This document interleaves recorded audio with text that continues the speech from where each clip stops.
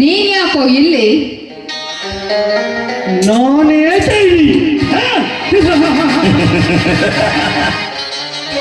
ಈ ಸುಂದರ ಉದ್ಯಾನದಲ್ಲಿ ಸೂರ್ಯನ ಕಿರಣಕ್ಕೆ ಅರಳಿ ನಗುವ ಹೂವಿಗೆ ಜೇಂಕರಿಸಿ ಹಾಡುತ್ತಾ ತುಂಬಿಸುವ ಈ ತುಂಬಿಗೆ ನೀನೇಕೆ ಇಲ್ಲಿಗೆ ಬಂದಿರುವನೆಂದು ಕೇಳಿದರೆ ಆ ದುಂಬಿ ಏನೆಂದು ಉತ್ತರಿಸಬೇಕು, ನೀನೇ ಹೇಳು.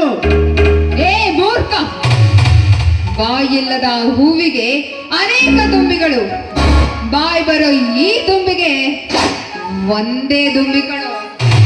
ನಿಜ ಭಾರತಿ, ನಿಜ. ಸರಿಯಾದ ಉತ್ತರವನ್ನೇ ಹೇಳಿದೆ ನೀನು. ಮುತ್ತಿಡುವ ಈ ಹೂವಿಗೆ ದುಂಬಿಗಳು ಅನೇಕವಾದರೆ ಮಾತಾಡುವ ನಿನಗೆ ಈ ಲಕ್ಷ್ಮೀಕಾಂತನೆಂಬ ದುಂಬಿ ಒಂದೇ ಅಲ್ಲವೇ?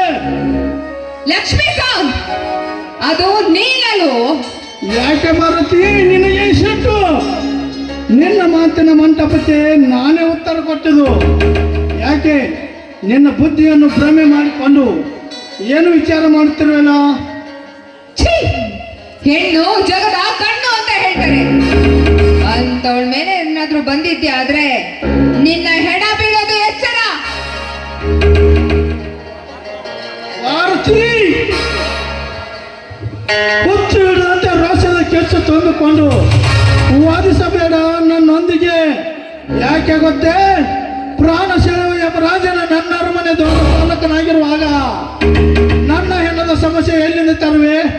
ನೋಡು ತರುಣಿ, ಏನು ವಿಚಾರ ಮಾಡದೆ ಈ ಪುರುಷನೇ ನೀನು ಹೊರನೆಂದು ಸಾಕ್ಷಿಯಾಗಿ ನನ್ನ ಕೈ ಹಿಡಿದರೆ ಅಗ್ನಿ ಸಾಕ್ಷಿಯಾದ್ರೆ ನಾನಿನ್ನ ಕುತ್ತಿಗೆ ತಾಳಿಯನ್ನು ಕಾಲಿ ಕಟ್ಟುವೆ. ಬಾ. ಏ ಮೂರ್ಖ, ನೀನೊಬ್ಬ ಶತಮೂರ್ಖ ಕಣೋ. ಒಬ್ಬ ಶತಮೂರ್ಖ ತನ್ನ ವಂಶದಲ್ಲಿ ಯಾರೂ ಸಾಯೋದಿಲ್ಲ ಅಂತ ಹೇಳಿ ಅವರ ವಂಶದಲ್ಲಿ ಒಬ್ರು ಗೆಲ್ಲಲಾಗದೆ ಹೆದರಿ ತ್ರಿಮೂರ್ತಿಗಳ ಶಕ್ತಿಯನ್ನು ಪಡೆದಿದ್ದು ಗೊತ್ತಿಲ್ಲವೇ? ಇದ್ಯಾವ ನನ್ನ ಪ್ರಾರ್ಥನ? ಏ ಆ ಹರಿಹರ ಬ್ರಹ್ಮನ 10 ಅವತಾರದಲ್ಲಿ ನಾನು 11ನೇ ಅವತಾರ ಕಣೋ. ನಿನ್ನ ರುಂಡನ ಬೇರ್ಪಡಿಸ್ಬೇಕಾಗುತ್ತೋ ಚಂಡಿ ಚಾಮುಂಡಿಯಾಗಿ. ಕಾಮದ ಪ್ರೇಮ ರುಚಿ ಗೊತ್ತಿಲ್ಲದ ಅರಚಿ ಮಾತನಾಡುವ ಹೆಣ್ಣೆ, ನಿನಗೇನು ಗೊತ್ತು ಈ ರಸಿಕನ ಚಾತುರ್ಯತನ? ಗತಿಸಿ ಹೋದ ಪುರಾಣದ ಕಥೆಯಲ್ಲಿ ಸರಿಸಬೇಡ.